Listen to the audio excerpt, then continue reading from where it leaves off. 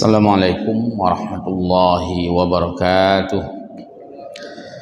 Alhamdulillahi wahdah. Allahumma salli wa sallim ala rasulillahi wa ala alihi wa ashabihi wa man tabi'ah. Allahumma rabbana zidna ilma warzuqna fahma birahmatika ya arhamar rahimin. Tunggu-tunggu guru-guru kami jamaah salat maghrib majelis pengajian Masjid Jami yang mulia, selalu kita memuji Allah Azza wa Jalla, menyampaikan salat wa salama kepada Rasulullah Muhammad sallallahu alaihi wasallam. Baik jamaah sekalian, kita masih membahas Al-Quran surah Al-An'am ayat ke-5 dan seterusnya, berkaitan dengan apa yang Allah berikan kepada kaum-kaum terdahulu, yaitu sebelum hadirnya Nabi Muhammad. Setelah mereka merasakan nikmat Allah, mereka rasakan keteguhan yang diperoleh dari nikmat Allah, membangkang, tidak beriman kepada Nabi, menolak kehadiran ajaran Nabi, maka akhirnya semua itu Allah hancurkan. Dan inilah yang digambarkan dalam Al-Quran surah Al-An'am ayat yang ke-5. A'udzubillahi minasyaitonirrajim. Alam yarukam ahlakna min qablihim min qarnin makannahum fil ard. Tidakkah kamu melihat, tidakkah kamu merasakan, hai dakalan ni jamun. Tidakkah kamu lihat, tidakkah kamu tahu, tidakkah kamu ingat, tidakkah kamu rasakan bagaimana Allah menghancurkan orang-orang sebelum kamu.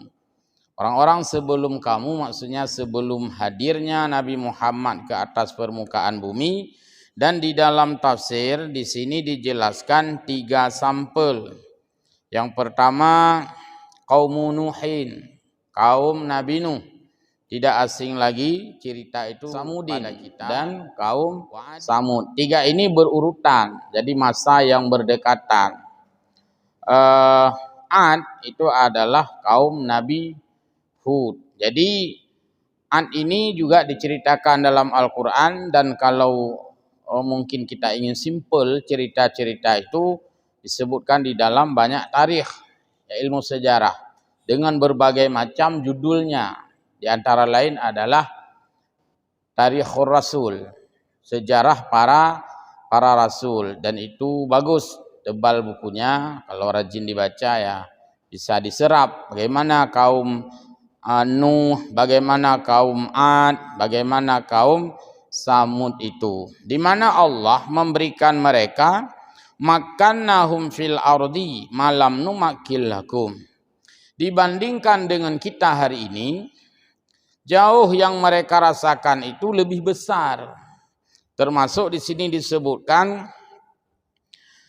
dari segi fisik, ya, dari segi badan, dari segi perawakan, yaitu wal bastatu fil ajsam, postur tubuh mereka. Bagaimana kaum Ad itu umatnya Nabi Hud. Artinya duluan ada Ad, baru kemudian diutus Nabi Hud. Hud ini kan keturunan, kalau ditarik nanti ke atas ketemu dengan Nuh juga. Kemudian ketemu ujungnya Nabi Adam. Ini kan di awal-awal Islam, pada saat manusia belum banyak dan generasi itu masih mudah sekali dikenal oleh mereka itu. Kalau kita hari ini kan sudah sangat jauh, maka harus menggunakan media sejarah. Kalau tidak ada ulama-ulama ahli sejarawan yang menulis sejarah itu, ada purudo orangnya kiban keadaan jamun. Kiban dulu masa Nabi Adam, kan tidak tahu kita. Justru disampaikan oleh Nabi dan itu dicatat, menjadilah sejarah, menjadilah tarikh. Dan untuk Nabi, istilah tarikh ini sering dikemas menjadi bahasa yang lebih mendalam, sirah nabawiyah. Sirah artinya perjalanan, seluk-beluk, yang semua itu menjadi pelajaran. Tapi kalau pada nabi yang lain mungkin tidak sama, ya, seperti keagungan Nabi Muhammad sallallahu alaihi wasallam. karena ini sangat jauh dengan masa kita, ada beberapa hal yang saya sempat catat bagaimana an ini disebut dalam kitab Tarikhur Rasul. Itu bisa dibuka. Kaum Ad adalah kaum Arab yang bicaranya dengan bahasa Arab. Itu di zona itu. Di geografisnya adalah mereka orang Arab dahulu. Allah memberikan kelebihan dalam penciptaan mereka sehingga ada yang tinggi mereka di dalam tarikh disebut 100 hasta. Menyata kalkulasi dengan mete, leh hasta si mete. Berarti ya daerah leh puluh meter panjang urang man bau kah apa ya gepar mandang. Nah, begitulah disebutkan itu dalam riwayat-riwayat 100 hasta tinggi mereka. Berarti kita hari ini hanya 1,5 meter, 5 ikut. Nah, meter kutol mentanya. Jadi kan jauhat. Ini yang disebut kami berikan kepada mereka apa yang tidak berikan untuk kita. Kita diberi kecil-kecil, bocel-bocel, pendek-pendek. Sedangkan mereka tinggi sampai 100 hasta. Minimal mereka disebutkan dalam Tarikhur Rasul 60 hasta. 60, tak bagi leh sama dengan? Aduh, 20. Jadi kan paling kurang 20 meter. Paling kurang. Jadi begitulah tubuh mereka. Mereka mengalahkan masyarakat lain dengan kekuatan mereka. Dan mereka mengatakan kepada orang-orang yang bukan kaum Ad, "Una beheng kamu?" Mereka berani mengatakan seperti itu. So yang kena lawan kamu karena raya panjang maka kerja khun lagi nyan. Ni tanya khun lagi nyan ke langsung silap darba. Jadi kegagahan mereka karena tubuh mereka diciptakan Allah besar, tinggi, raya panjang, maka mereka sangat pede istilahnya, percaya diri dengan orang-orang lain. Siapapun melawan mereka secara fisik, itu pasti kalah mereka. Kemudian Allah mengutus Hud di tengah-tengah kehidupan kaum Ad, maka belakangan Allah mengutus Nabi Hud kepada mereka agar menyeru umatnya untuk mengesahkan dan menyembah Allah Subhanahu wa taala serta melarang berbuat kezaliman. Jadi perbuatan mereka itu dipenuhi dengan perbuatan yang zalim, yang aniaya, tidak mengenal Allah, bahkan menolak kebenaran-kebenaran yang dibawa oleh Nabi. Maka mereka ketika datang Hud, yang pedang dawa terus sebut dengan Nabi Hud. Jadi selalu dia debat, dia tolak dengan ketidaksenangan mereka. Mungkin macam-macam lah. So yuja adon kena, so dia tu kamu begitu. Kaum Ad itu sombong, angkuh sekali. Bahkan mereka sombong hanya tanggung-tanggung. Dengan Nabi Hud mentang sombong, bahkan berani sombong dengan Allah. Baik dengan tutur katanya atau dengan tingkah lakunya. Dan mereka berbuat zalim. Apabila mereka mendapatkan orang-orang yang bekerja di rumah mereka itu, misalnya mereka kan hidupnya dengan istana yang tinggi-tinggi. Kan bayangkan mana orang 100 meter. Mamanya utanya mana 1 meter, 1,5 atau 2 meter tak panjang tu. Apa gak rumah ya sekitar 15 meter panjang. Unai panjang lah sekitar 20 meter waktu lah. Nan perbandingan, proyeksi. Cuma menyauringan panjang 100 meter. Berarti kan panjang tat, megah tat tempat tinggal mereka, istana-istana mereka. Itu kalau ditemukan pelayan-pelayan mereka yang berbuat salah, lebih hukuman, punishment kepada mereka, sanksi yang hanya tanggung-tanggung hukuman. Icok ipupa urang. Artinya dia buang orang-orang itu ke tempat lain. Salah satu cara mereka memberi tindakan kasar kepada orang-orang yang dianggap salah atau menentang mereka. Maka Nabi Hud mendoakan agar mereka dibinasakan oleh Allah atas sikap mereka yang arogansi, sikap mereka yang kasar itu.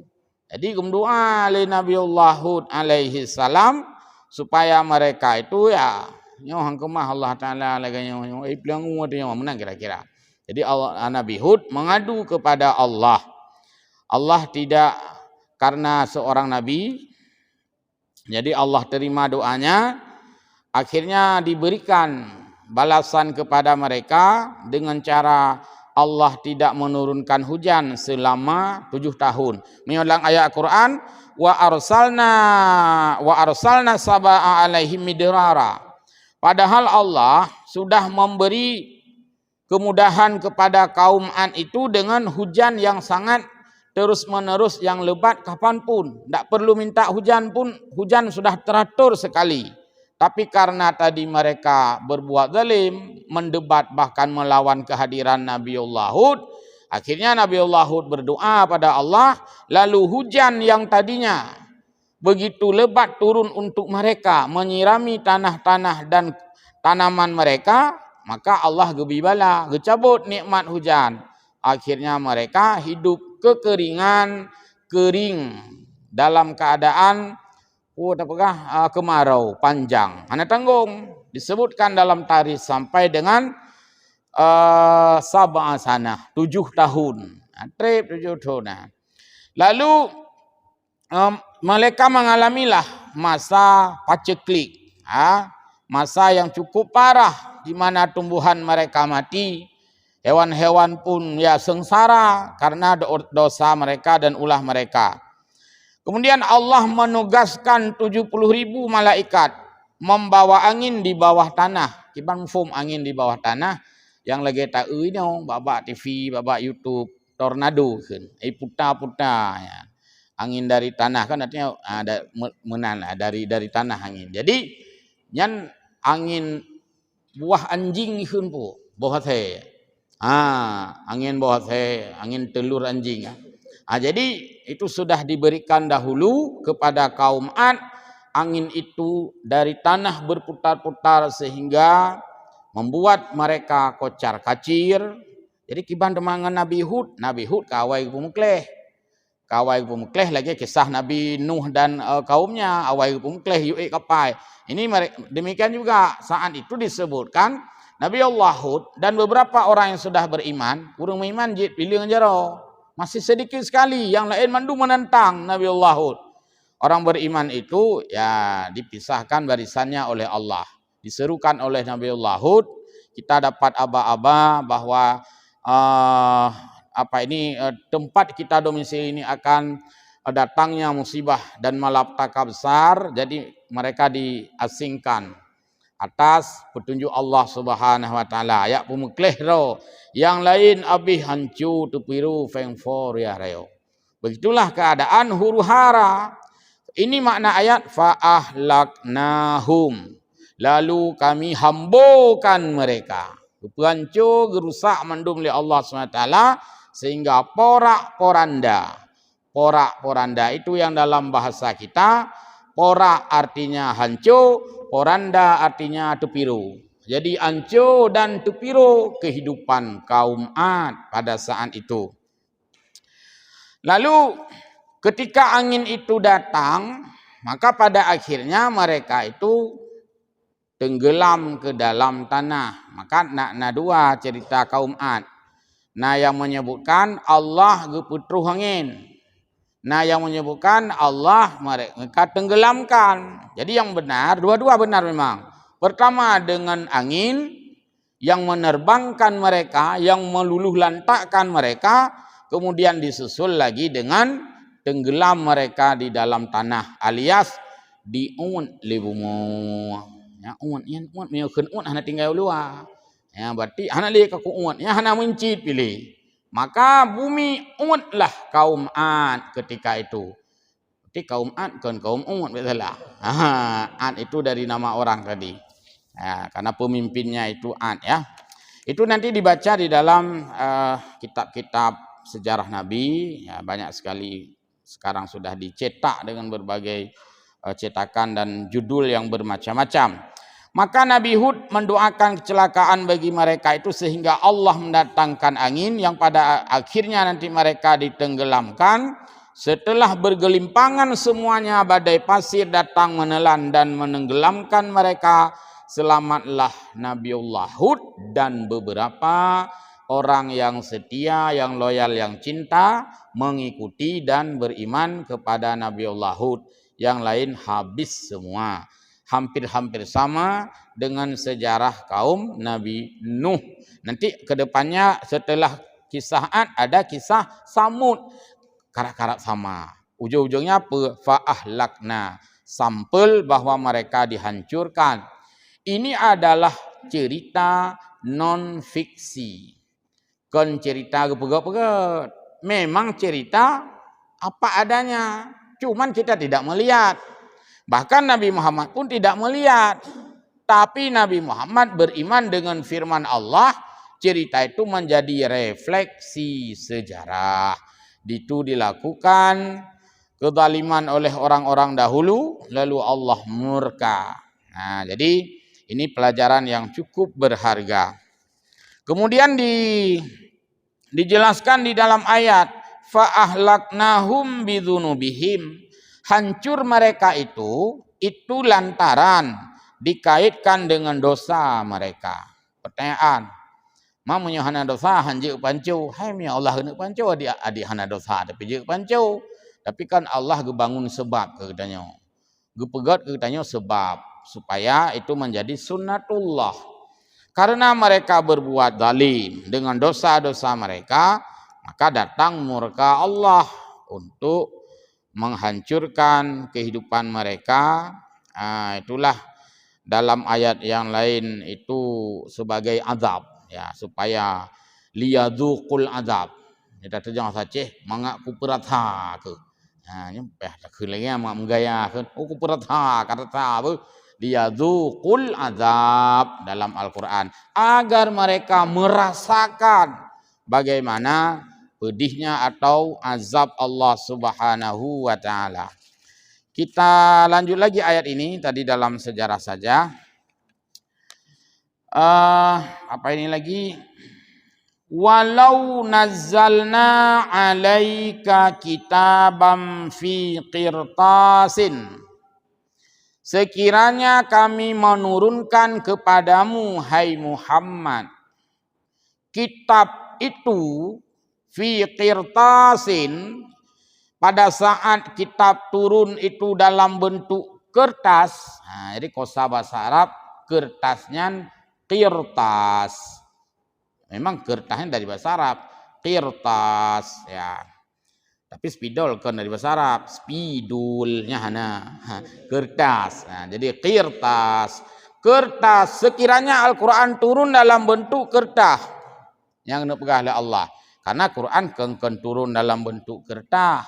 Quran turun dalam bentuk wahyu yang tidak terlihat tulisannya. Kan hanya tulisan dalam hati Nabi. Jadi dalam hati Nabi diingkari oleh orang-orang kufar saat itu. Menyebutkan dalam Al-Quran diingkari zid. Artinya sekira taputren Al-Qurannya langsung kamu tulis. Lagi kamu tulis tetap bagi mereka yang ingkar kepada Allah itu juga tidak percaya. Napu saja pegah. Napu saja pegah ke Nabi. Maka ini sebagai bentuk istilahnya memberitahukan kepada kita, dikasih tahu oleh Allah, orang kafir itu diperingatkan, enggak diperingatkan, enggak beriman. Mau bagaimanapun juga mereka enggak beriman. Macam cara tudingan kepada Nabi. Termasuk mereka kepinginnya adalah Al-Quran itu enggak turun berangsur-angsur. Dalam ilmu ulumul Quran disebutkan Al-Quran turun berangsur-angsur. Artinya tidak sekaligus. Supaya mudah dipahami, mudah diingat, dan mudah untuk diberi pelajaran. Sekira Al-Quran turun sekaligus, bagi orang kafir pun hanya yakin sih. Karena mereka Quran berangsur-angsur, mereka tanya, kenapa ya Al-Quran turunnya sekian lama? Harus 23 tahun. Harus berangsur-angsur. Kenapa enggak sekaligus saja? 30 juz itu. Kekhili Allah, adik tak putren 20 juz, hai mati zid. Jadi memang kalian Allah setting seperti itu. Ini ayat ini menunjukkan bahwa nuzilat fi an-Nasri an-Nadri ibni Al-Haris Abdullah bin Umayyah wa Naufal bin Huwailid qalu, mereka mengatakan, ya Muhammad, dipulak Nabi katanya, lan nu'mina laka hatta ta'tina bi kitabim min indillahi. Kamu hendak iman kepada dia dikun oleh orang yang disebutkan namanya tadi. Baru kamu iman, Qurannya betul bertiga ju. Lagi lempagah puno. Wa ma'ahu arba'atu minal malaikah yashhaduna alaihi annahu min indillah. Beduh haju keputusan kamu meneu malaikat haju beduh bernyata. Yang mereka mau itu nyata. Wa innaka rasuluhu. Baru kamu patih dah Nabi bila nerima Quran yang sekaligus dan langsung dikomongin malaikat-malaikat. Karena kan Nabi Muhammad ketika bercerita Qurannya kalam Allah. Kalam Allah kata geputun li Allah geyu bak malaikat. Malaikat geputun bak telung ke Nabi. Orang-orang tadi memperolok. Nah tak dengar nyanyian pat teman Qurannya. Tah huneu namun tipek. Itulah kepinginnya orang-orang yang menentang Nabi seperti nama-nama yang sudah disebutkan. Nu pegah ke putren le malaikat, dah cuma malaikatnya, dah warna ke huneu. Kalagenya udah menentang. Maka turunlah ayat ini. Nu pegah bahwa adik dah putren dengan Quran, hai dengar orang-orang kafir itu. Sudah. Lalu fa anzalallahu ta'ala, karena kecongkakan mereka yang demikian itu, Allah turunkanlah ayat ini, yaitu walau nazzalna alaika kitaban fi qirtas, dan sekiranya kami turunkan kepadamu hai Muhammad Al-Quran itu tertulis dalam bentuk kertas, falamasuhu bi aidihim, bimat lewatnya di ini barang secara nyata tipek kena ke lewatnya toh kena tipek kena dia kan sering untuk dalam kaya bukti adik tak tipek bak muka ipi ke Allah.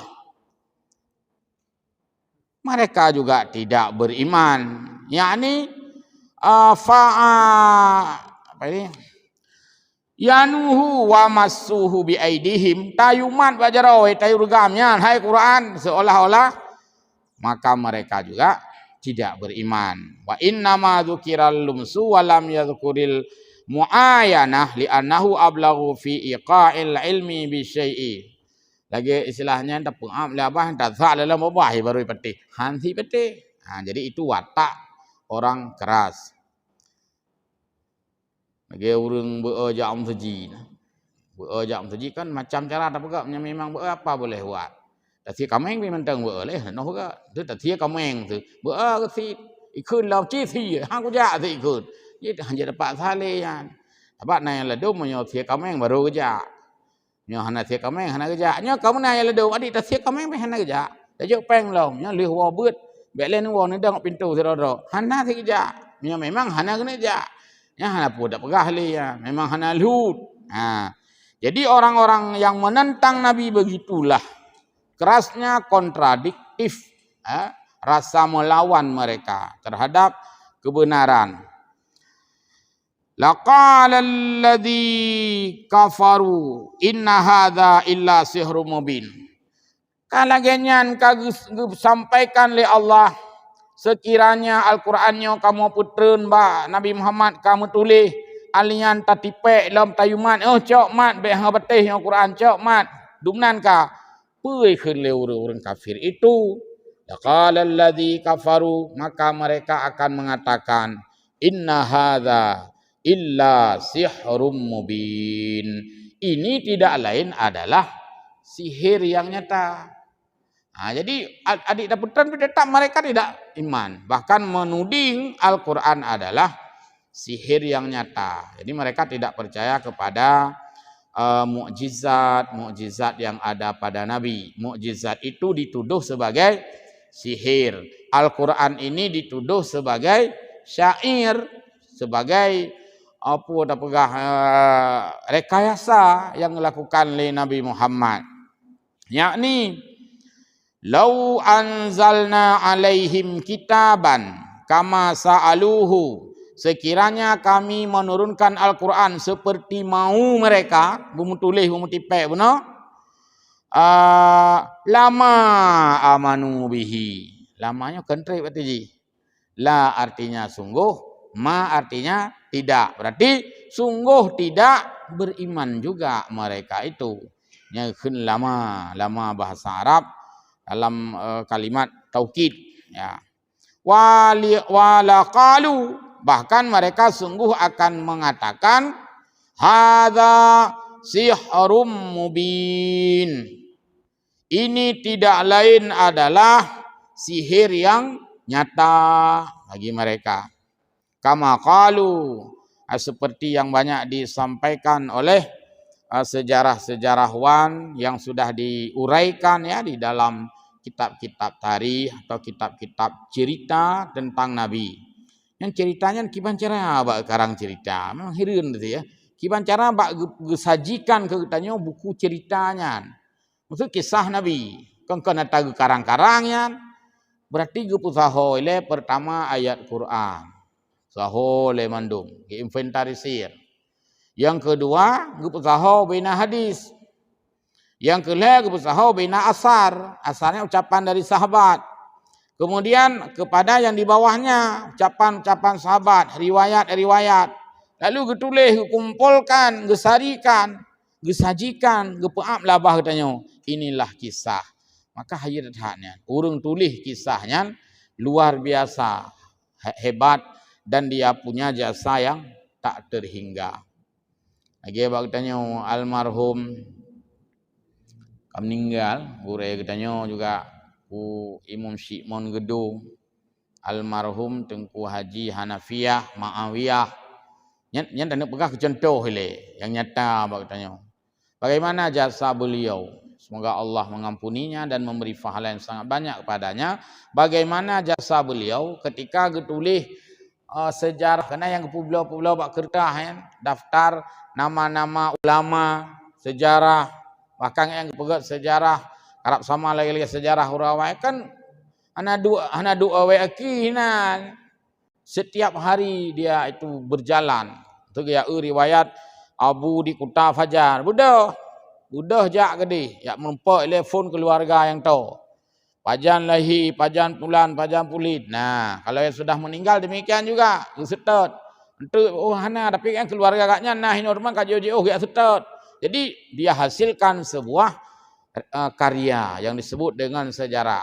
Jadi sejarahnya bak pegat sejarah, maka kita harus menghargai ahli-ahli sejarah yang sudah menghidangkan cerita-cerita kepada kita. Cerita itu nanti ada dua. Ada yang cerita itu sesuai dengan nas, dalil ayat Al-Quran dan hadis. Ada juga nanti terselip cerita-cerita Israiliyat atau cerita-cerita yang tidak valid. Cerita-cerita dongeng, kamu jampu-jampu. Tapi kan tidak banyak. Ya, umumnya cerita itu, kisah itu diambil dari Al-Quran. Lagi contoh kepegat Qisasul Anbiya, cerita para nabi. Yang mandum nabi dan 25 kena dalam ayat Quran. Kalian hadis. Hadis-hadis berkaitan dengan nabi yang diuraikan. Pada menit kedua dong. Ya. Jadi ayat berikutnya waqalu laula unzila alaihi malak walau anzalna malakal laqudiyal summa la yundarun. Yakni orang-orang musyrik di Makkah itu laula yakni hala anzalna alaihi yakni ala Muhammad yakni narahu ibadan walau anzalna malakal laqudiyal li firaqil amri walau wajabal azab. Hadhihi sunnatullahi fil kufari annahum mata iftarahu ayah sumalam yu'minu. Kiban terjemahnya dan pegah kemat Aceh mentang. Bagaimanapun cara yang akan kita sampaikan kepada mereka itu, ya orang-orang musyrik Makkah, pu kita peam, pu kita suling, pu ke macam-macam tak hidangkan, tapi sangat sulit. bagi mereka itu untuk lam yu'minu, tidak akan mereka itu beriman. Yang kenyan pucocok juga ayat di bawah surah Al-Baqarah. Innal ladzina kafaru sawaun alaihim a anzartahum am lam tunzirhum la yu'minun. Yang tulis ba juhpeng. Bukan juhpeng. Boleh buat nak bipeng. Jadi kan juz di awal surah Al-Baqarah. Rata-rata Quran jamun kah hanali halamannya. Halaman Quran awal ba juhpeng gitu ya. Ya, jadi menan sepintas yang kami sebutkan di dalam kisah kuno. Walaqadis tuhzi'u birusulim min qablika, dan sungguh mereka itu istahza'a, ulo-ulo, punyet-unyet, ejek-ejek kehadiran rasul-rasul sebelum kita. Menjadi pelajaran bagi kita bahwa menyebut pulau-ulau yang kendetak dan yang mentai pulau-ulau, nabi pulau-ulau, rasul pulau-ulau, dan kanina pulau-ulaunya memang sudah ada dari awal. Jadi bersabarlah bagi orang yang banyak di pulau-ulau. Nah, karena apa kan? Karena memang urang profesi tukang ulau. Nah, orang yang profesi memang tukang pulau. Saya pegah bagainya tetap ulau-ulau. Betul pijak ulau-ulau. Belum salah. Jadi perilaku mengolok-olok yang bahasa Al-Quran disebut walaqadis tuhzi'u, istahza'a, meremehkan, memperolok-olok, itu memang sudah dari awalnya ada perilaku yang dilakukan oleh orang-orang sebelum kita, sebelum Nabi Muhammad, bahkan sejak dari awal. Olok-olok itu sudah ada. Dan Nabi adalah pemimpin, maka membenci pemimpin itu bukan baru sekarang. Kadang-kadang kamu ingin pemimpin, memang bukan dari sekarang, kan sudah ada dari dulu juga. Nabi Muhammad pemimpin alam, pemimpin semua makhluk ciptaan Allah, rahmatan lil alamin. Tapi kan tidak kurang juga dari orang yang memperolok-olok. Yang mangat tenang katanya macam itu kedi katanya je kecil naik pulak lewat kampung mantau bedatnya. Kita bandingkan dengan yang dirasakan oleh orang-orang dahulu. Seperti Nabi Allah Nuh. Bagaimana Nabi Allah Nuh diperolok ketika membuat kapal. Bahkan soyang lewat. Nabi Allah kan kamu lagi berbuat kapal karena lagi pula kaya sekian tahun, kayu itu diambil, diolah, gefuk dalam nama musim. Yang soyang lewat kaum Nabi Nuh, mandu mejek Nabi Nuh. Hanai je. Ibau Nuh, apa boleh silap Nuh. Menan bahasa. Dan yang lagi sebut lang ayat Qurannya. Untuk tu pula ilong. Iban, kan ulang-ulang lehop, kan ulang-ulang tu. Nabi Nuh terus membuat kapal. Makanya seorang Nabi kan geteguhkan komitmen iman gaknya. Tugas gaknya pegang kapal. Teman menyo getanyo seandainya getanyo tengah tapuk kapal ikut lagi nyan. Kabeh silap nah. Kau ngempuknya na juga. Taruh matui. Tapi Nabi memang hanai kagak sel Allah. Nuh tetap bersabar, berbuat kapal. Dia terus karena dia beriman pada Allah dan dia yakin tidak lama setelah kapal nanti dibuat akan ada air, ada banjir. Mandi urun air hana gaduh pula Nabi Allah Nuh. Nah, inilah bagaimana Allah menggambarkan kehidupan sebelum kita. Siapa yang tahu cerita ini? Ya Nabi Muhammad. Maka Nabi Muhammad golom lahir bak saatnya. Tapi yang pegah ceritanya Nabi Muhammad. Walam kepada dike mulut min khalfihi ka amami ru'yatun sabatat. Keungan likut deh nekalan Nabi. Maksud likut Nabi deh kalan likut. Deh kalan masa sebelum beliau lahir. Masa Nabi Adam ni kalau likut. Yang pegah nak likut ke tanya Nabi yang pegah. Idris, Nuh, Hud dan sebagainya likut mendukun. Maka Nabi keungan likut deh nekalan. Maksudnya adalah apa yang terjadi dulu sebelum beliau itu diutus. Nabi melihatnya di dalam ayat menceritakan pada kita. Melihatnya di dalam ilmu menceritakan pada kita. Nyan makna keungan likut deh nekalan. Saban uro lemah nyata. Nyan makna kinayah mandum. Bukan makna sebenarnya. Baik nak pula-ulau. Kepegah Nabi hebat hat. Ke ngalikut dia nekalan. Tak peratai tanya. Hai melong pergi hukalan. Kan menan. Oh ke. Apa dia tak mau ke. 4 tiangnya ni dekat mimbar. Kan menan. Kenyan masa depan. Apa yang terjadi masa depan? Nabi sudah tahu. Apa yang terjadi hari ini? Nabi kagak depu sekian abad yang lalu. Apa yang terjadi di belakang? Nabi juga sudah tahu. Itulah maknanya. Nabi mengetahui apa yang sudah terjadi dulu. Dan Nabi sudah tahu apa yang akan terjadi ke depan. Hari ini apa yang banyak kejahatan? Awal pegah Nabi.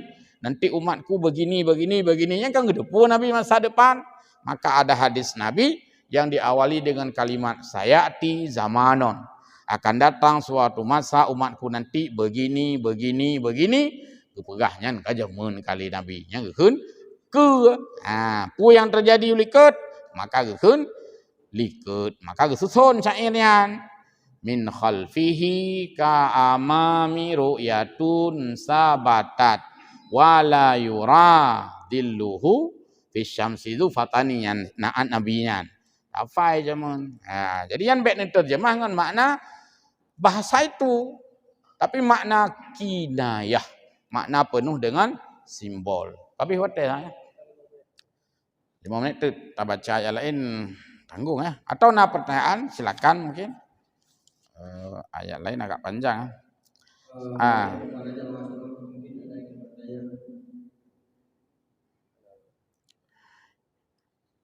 Ya.